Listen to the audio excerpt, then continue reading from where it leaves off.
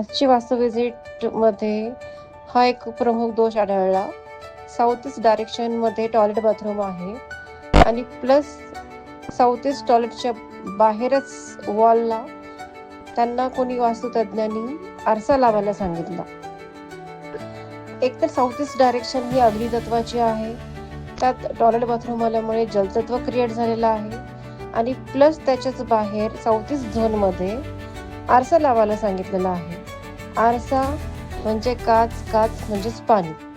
Double जलतत्व अग्नितत्वमध्ये तयार झाल्यामुळे skin problem, पैसे अडकणे, ॲक्सिडेंट, घरामध्ये चिडचिड होणे असे दोष आढळून येतात.